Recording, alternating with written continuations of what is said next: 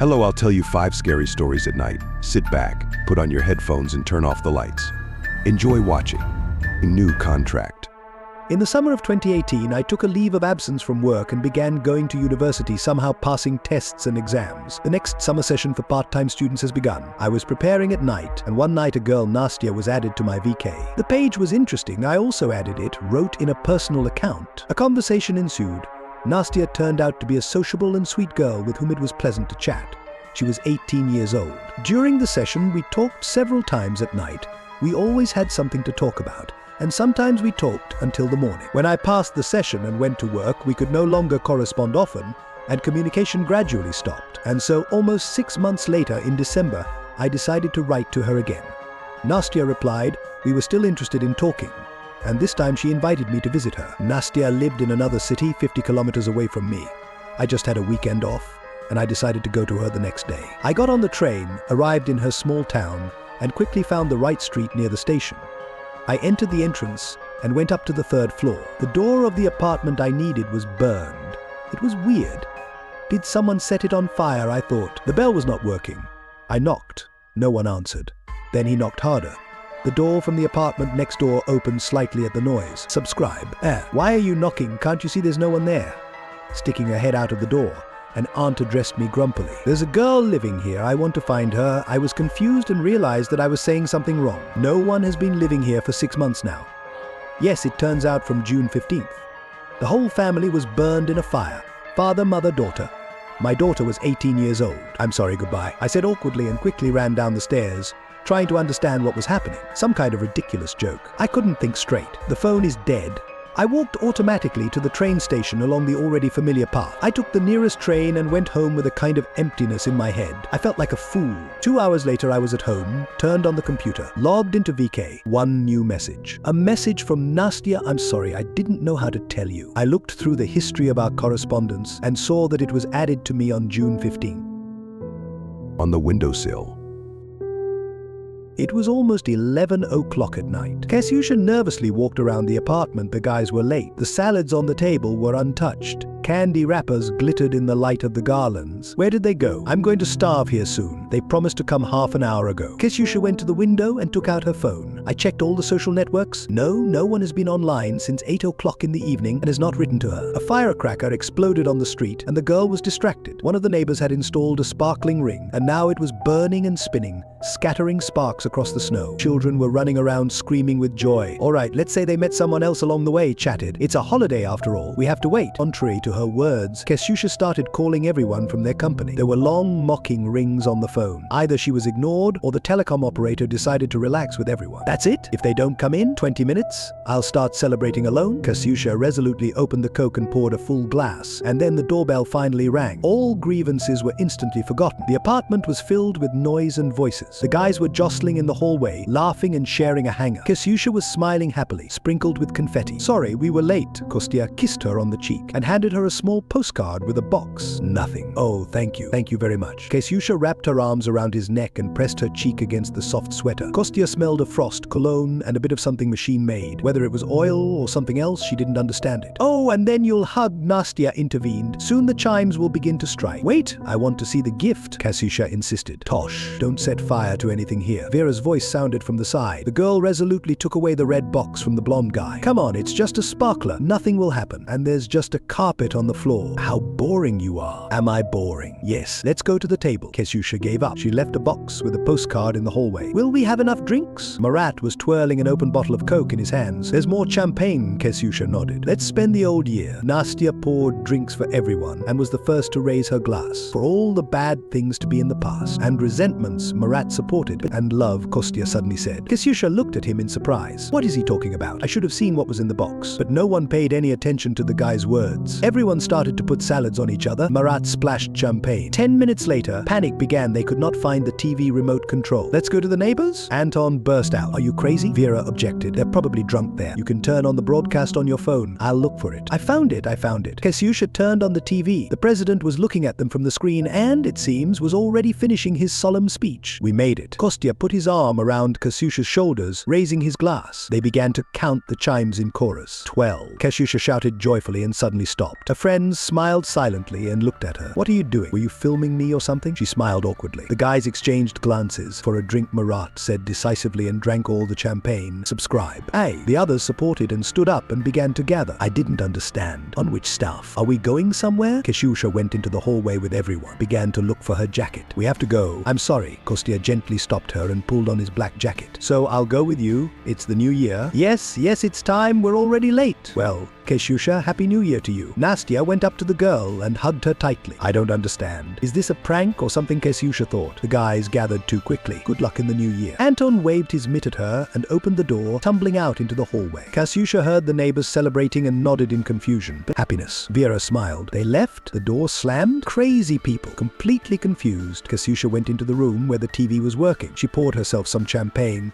sat on the couch, logged into Instagram, and started flipping through the bright stories. If this is a prank, then it's stupid. Maybe they'll be back soon? Half an hour passed. Then an hour. My heart was bitter. Why did they do that? Suddenly a new message came to the phone. Kasyusha happily unlocked the screen. It must have been one of the guys. They were still tormented by conscience, or the prank was delayed. But Alina wrote, "Why didn't you tell me anything?" What are you talking about? About the guys. I've been texting and calling you, but you're not picking up the phone. Kasyusha blinked in disbelief. I don't understand anything. Explain it. Are you crazy to joke like that? They're gone. Nastya, Kostya, Vera, Marat, Anton. I was told that you were the first to be informed. What kind of nonsense is this? They left me half an hour ago. They died at 9 in the evening, Kasyusha. That's it. They took the elevator, the cable broke on the top floor, and they fell to the death. And you're a bitch. Kasyusha stared at the phone screen in shock. Alina blocked it. It can't be. Throwing the phone on the sofa, Kasyusha rushed into the hallway. She turned on the small light by the mirror, opened the box with trembling hands. There was an engagement ring on the red velvet. She sobbed and opened the card, but the font was so small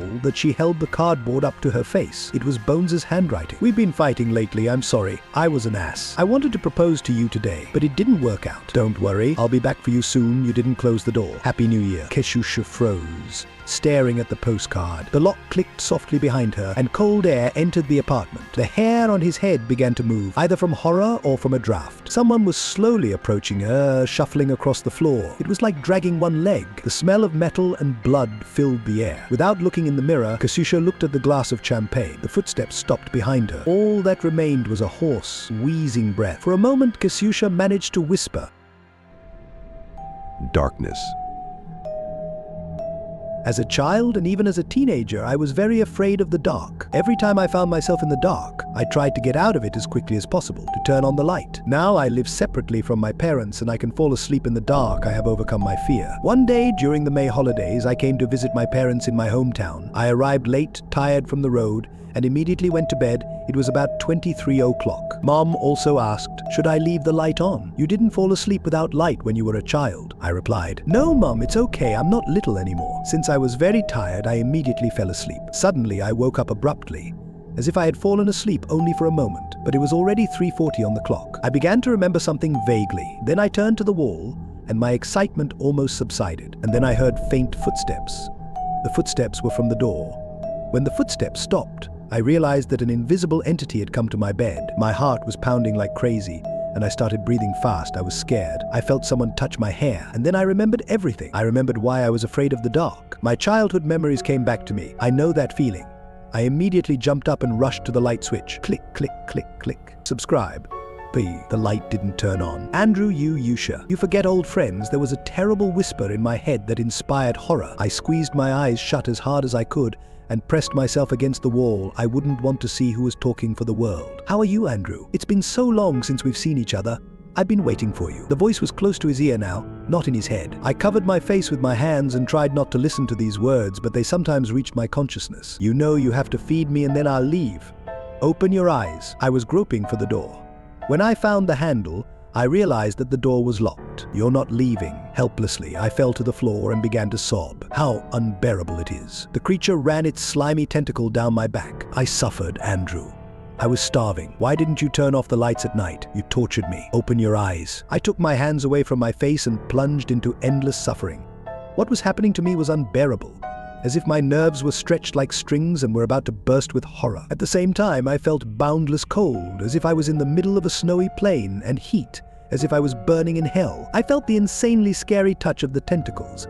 The most terrible feelings are pain, humiliation, hopelessness, an infinitely long agony, a painful slow death. It lasted forever and ended as if in 1 second. In the morning, I woke up in bed at my parents' house.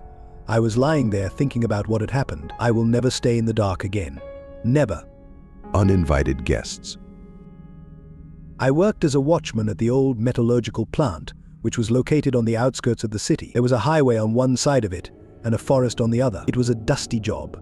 Production was in full swing in 3 shifts. There were people on the territory all the time, so it was not so boring to guard the fence. I spent the rare hours before dawn alone, sleepily staring at the monitor. It so happened that my shift fell on New Year's Eve.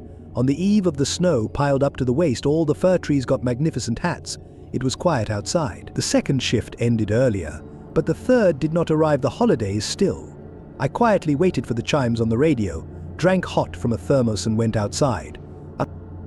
The moonlight fell on the snow, and the snowdrifts looked golden from the powerful lanterns, then blue in the shadows. I stood there, breathing in the frosty air with a full chest, and then realized that for some reason I was not happy, but somehow restless.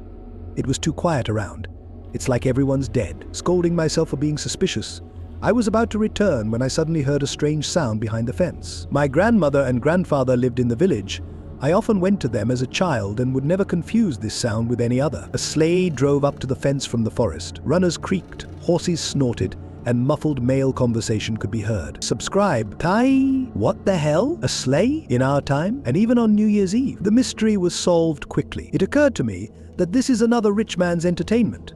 Why not ride in a real Russian sleigh in the cold under the explosions of fireworks? However, it was strange that they came here off-road. Maybe you got lost? I stood and waited. A characteristic sound was heard. The horses were stopped. After that, everything was quiet. There were no voices. No one came to ask for directions. Suddenly, the dog closest to me barked. There were many of them in the vast territory of the plant. Then another one, but further away. And more. It got creepy. I quickly returned to the booth, rushed to the monitor to check the cameras outside. Then goosebumps crept up my back. The other side of the fence was empty. No sleigh, no horse, no one. Only untouched snow. The dogs continued to bark, but for some reason I did not dare to go out to them. He locked the door from the inside and sat on duty until dawn. But even in the morning, in bright light, I could not distinguish any footprints in the snow, and for a long time I thought what would happen if I called out to the uninvited guests. It came for me. It happened when I was about 6 years old, but the memories of that night still stand before my eyes, vividly and in detail. At that time, we lived in a large 4-room apartment, me, mom, dad, grandma and grandpa and grandpa, and mom's brother and wife. My parents and I had a separate room. There was my parents' bed and my crib was pulled up to it. It was difficult to put me to bed. My mother put me to bed for a long time. She would lie down on her bed next to mine, read me a book or tell me fairy tales, and when I fell asleep, she would go to the kitchen. I was put to bed late that night. It was almost midnight. The whole family had already gone to bed, and Dad was on a business trip. I remember well how moody I was and how my mother was lying next to me, trying to calm me down. Finally, she told me to turn my back to the wall and count the sheep, and then I would fall asleep. I started counting, but I quickly got tired. I couldn't fall asleep. I turned to my mum, started calling her, but she didn't answer. Tired mum just fell asleep on her bed with her clothes on while I was counting sheep. There was even a light on in the room. I tried to wake my mother up with childlike spontaneity. And then, what I saw then, I still feel like I'm alive. I think children tolerate such things better, because the child's psyche is still plastic. It does not distinguish the irrational from the material. Subscribe? Prescribe? But what I saw was just incredible, and I still remember it as something absolutely real. If this had happened in adulthood, I would probably have gone crazy. In front of me, a few steps from my crib, stood it very tall, under 2 meters, in some kind of baggy hoodie. The creature was approaching me with its arms outstretched, or rather just bones with rotting meat. But the scariest thing was the face. Rather, it is not a face, but a creepy muzzle, similar to a cat's, but 100 times scarier, with tufts of fur, a terrible grin, bloody teeth. The bright red eyes glowed with a fire that seemed to have been born from hell itself. It burned and inspired endless fear. The monster was getting closer and closer. And then I started screaming. I screamed wildly, as loudly as I had ever screamed in my life. It was a cry of despair and horror. I woke up in my mother's arms. My grandparents and uncle and aunt were already there, Mom hugged me and tried to calm me down. There was no creature. I began to sob uncontrollably. Then I told them what I had seen, and everyone listened to me attentively. I repeated the story several times. Interestingly, everyone believed me. Grandma and Mom were crying. The next day, an Orthodox priest came to us. He read prayers and consecrated the apartment with holy water, lit church candles and painted crosses on the walls.